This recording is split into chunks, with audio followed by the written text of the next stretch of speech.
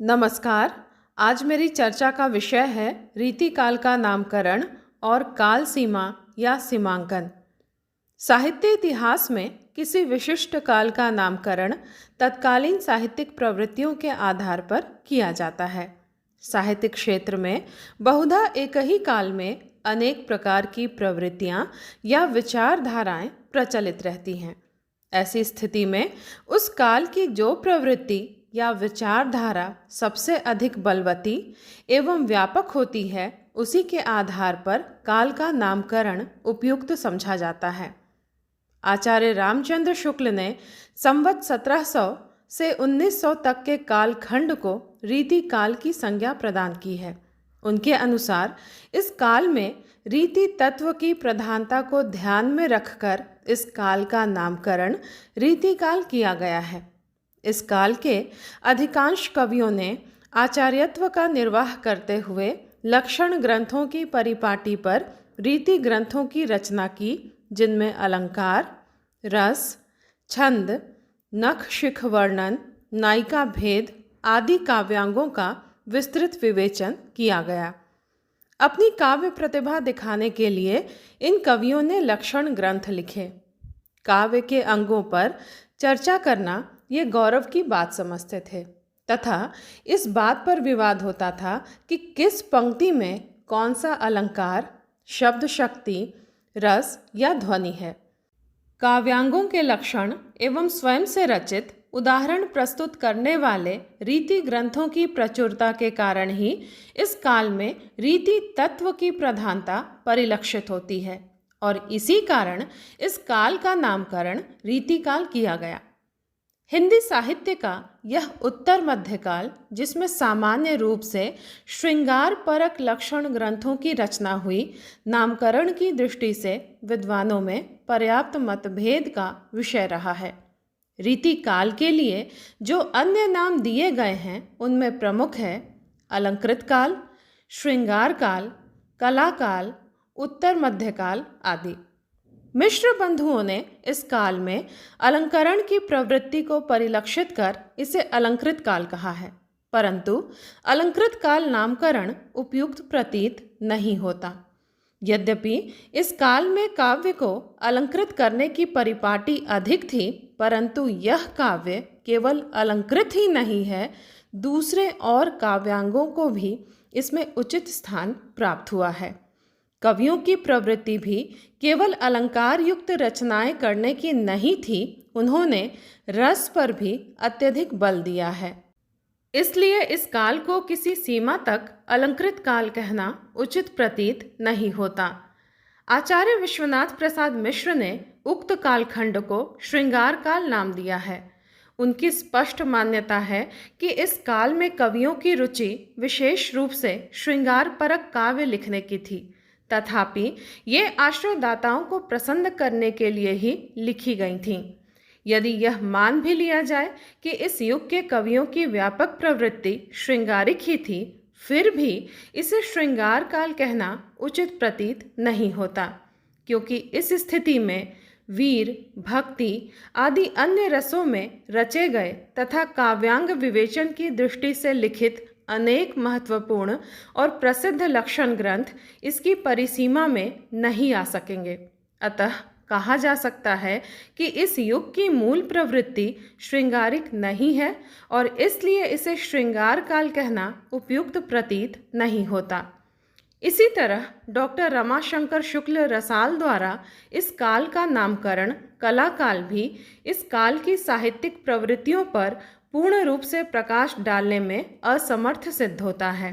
कला काल नामकरण कला पक्ष की प्रधानता को इस युग की प्रमुख प्रवृत्ति के रूप में मान्यता प्रदान करता है। फिर भी इसे कला काल की संज्ञा से अभिहित करना युक्ति संगत प्रतीत नहीं होता। मिश्र बंधुओं के अलंकृत काल की तरह डॉक्टर रसाल का कला काल भी इस काल के भाव पक्ष के प्रति उपेक्षा के भाव को व्यक्त करता है। इस काल के लक्षण ग्रंथों को रचने वाले कुछ ऐसे भावुक और सहृदय प्रतिभाशाली कवि हुए जिनका ध्यान कविता के कला पक्ष के साथ साथ भाव पक्ष की समृद्धि की ओर भी समान रूप से गया है। घनानंद, बोधा जैसे रस सिद्ध रीति मुक्त कवियों की कविता के रूप में इस युग की एक प्रमुख काव्य धारा भी इस नामकरण से सर्वथा उपेक्षित रह जाती है। इस कारण कला काल भी एकांगी दृष्टिकोण का अभिव्यंजक है। मध्यकाल के पूर्व भाग को भक्ति काल तथा उत्तर भाग को रीति काल कहा गया है।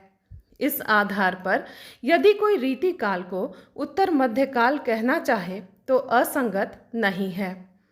शुक्ल जी के अनुसार रीति काल नामकरण अधिक वैज्ञानिक और तर्कसंगत है। शुक्ल जी के नामकरण का आधार रचना पद्धति है। रीति शब्द का अर्थ है पद्धति, शैली या प्रणाली। संस्कृत काव्य शास्त्र में रीति का प्रयोग एक काव्यांग विशेष के अर्थ में होता रहा है। वामन ने रीति को आत्मा के रूप में स्थापित करना चाहा है। हिंदी में रीति शब्द का प्रयोग काव्य रचना पद्धति तथा उसके निर्देश के अर्थ में किया जाता है।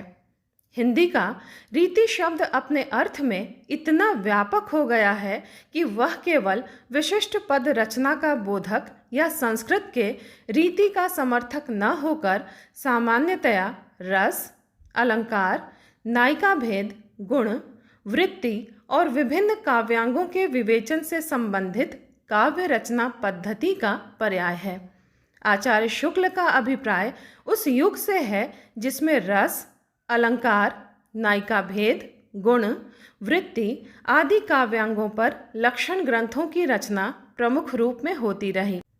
शुक्ल जी से पूर्व भी व्यापक अर्थ में इस शब्द का प्रयोग होता रहा है। शुक्ल जी से पूर्व रीति शब्द का स्वरूप निश्चित एवं सुव्यवस्थित नहीं था। शुक्ल जी का रीति शब्द काव्यांगों के विवेचन से संबंधित सलक्षण और अलक्षण दोनों प्रकार के काव्यों का परिचायक है। उनके अनुसार काव्यांगों के आधार पर सृजित काव्य रीति काव्य कहलाता है। इस प्रकार सलक्षण और अलक्षण रीति ग्रंथों की रचना प्रमुख रूप से उक्त काल में होती रही, इसलिए शुक्ल जी ने इस काल का नामकरण रीति काल किया है। शुक्ल जी के नामकरण के संबंध में कुछ विद्वानों ने आपत्ति की है।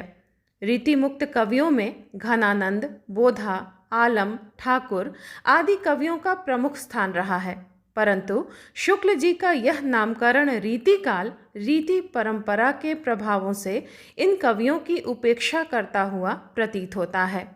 उक्त कवियों को उन्होंने फुटकल या अलग खाते में रख छोड़ा है।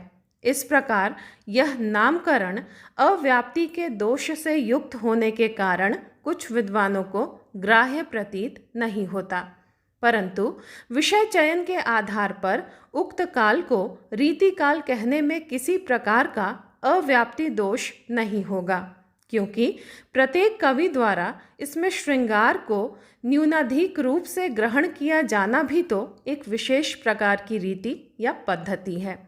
आचार्य शुक्ल ने दबे स्वर में इसको श्रृंगार काल कहे जाने में जो आपत्ति प्रकट नहीं की है, उसका कारण यह भी हो सकता है कि उनके समय तक सामान्य रूप से इस युग का श्रृंगार परक साहित्य ही अधिक प्रकाश में आया था। अनेक रीति आचार्यों ने भी ऐसे ग्रंथ लिखे हैं जो रीति निरूपण संबंधी नहीं हैं, भले ही वे संख्या में कम हों, जिन पर काव्य शास्त्र की छाप स्पष्टतः परिलक्षित नहीं होती। फिर भी ऐसे आचार्यों को रीति कवि कहना ही अधिक उचित होगा, इसलिए रीति काल नामकरण ही सबसे अधिक उपयुक्त है। साहित्य इतिहास में काल का सीमांकन अधिक जटिल समस्या है। एक कालखंड दूसरे कालखंड से अपने बदलाव के कारण ही अलग होता है। यह सीमा निर्धारण ऐतिहासिक घटनाओं के समान निश्चित नहीं हो सकता। न तो किसी साहित्यिक प्रवृत्ति के आरंभ की ही निश्चित तिथि बताई जा सकती है और न ही समाप्ति की। उसकी प्रस्तावना और अविच्छिन्न विकास परंपरा के तथा चरम सीमा के बीच कम से कम 25 से 30 वर्षों का अंतर तो रहता ही है। ऐसी दशा में उपयुक्त यही है कि प्रवृत्ति विशेष की अविच्छिन्न विकास परंपरा के आरंभ तथा चरम सीमा की समाप्ति संबंधी तिथियों को निर्धारित करते समय उदारता से काम लिया जाए। आचार्य शुक्ल ने हिंदी साहित्य का इतिहास लिखते समय उसे प्रवृत्तियों के अनुसार 4 भागों में विभाजित किया है तथा परवर्ती विद्वानों ने उनके इस विभाजन की काल सीमाओं को ग्रहण भी कर लिया है, किंतु आचार्य शुक्ल इस संबंध में उदारता नहीं दिखा पाए, कारण वे निश्चित संवत पर उसका अंत निर्धारित कर बैठे हैं। जिस युग में रीति निरूपण अथवा रीति प्रभावित ग्रंथों का निर्माण का प्राचुर्य रहा, उसको रीति काल की संज्ञा देते हुए उसका समय भी संवत 1700 से 1900 तक निश्चित किया है। पर इस निश्चित संवत को स्वीकार करने के पीछे सबसे बड़ी आपत्ति यह है कि उन रीति कवियों के कुछ ग्रंथ इस काल सीमा से आगे पीछे रचे जाने के कारण रीति काल की परिधि में नहीं आ पाते, जिन्हें वे स्वयं भी इस युग में परिगणित कर चुके हैं। रीति काल का आरंभ अधिकांश इतिहासकारों ने चिंतामणि के रचना काल से माना है, जबकि उनसे 50 वर्ष पूर्व केशवदास आचार्य के रूप में प्रतिष्ठित हो चुके थे। उनके प्रमुख ग्रंथ हैं कवि प्रिया, रसिक प्रिया आदि। यद्यपि केशवदास के पूर्व कृपाराम द्वारा रचित हित तरंगिणी काव्य शास्त्रीय ग्रंथ मिलता है, किंतु वह सिर्फ इस बात का सूचक है कि भक्ति काल के भीतर से रीति काव्य का बीजांकुर फूटने लगा था। इसके अतिरिक्त कुछ कवि ऐसे भी हैं जिनका जन्म भक्ति काल में हुआ पर उनकी रचनाएं रीति काल में लिखी गईं, अथवा उनका जन्म रीति काल में हुआ और रचनाएं इस काल की समाप्ति के 10-20 वर्ष बाद तक होती रहीं। अतः रीति काल की काल सीमा हमें सामान्य रूप से 17वीं शती के मध्य से 19वीं शती के मध्य तक मान लेनी चाहिए। इस काल के आदि और अंत में लगभग 20-20 वर्षों का जो समय छोड़ा गया है, उसे यदि इसकी प्रस्तावना और उपसंहार के नामों से अभिहित किया जाए तो कोई भी आपत्ति की बात नहीं होगी, कारण इसके काल सीमा के बंधन के परिणाम स्वरूप एक ही परंपरा के कुछ ग्रंथों को इस प्रकार की रचनाओं के वर्ग से अलग नहीं किया जा सकेगा। धन्यवाद।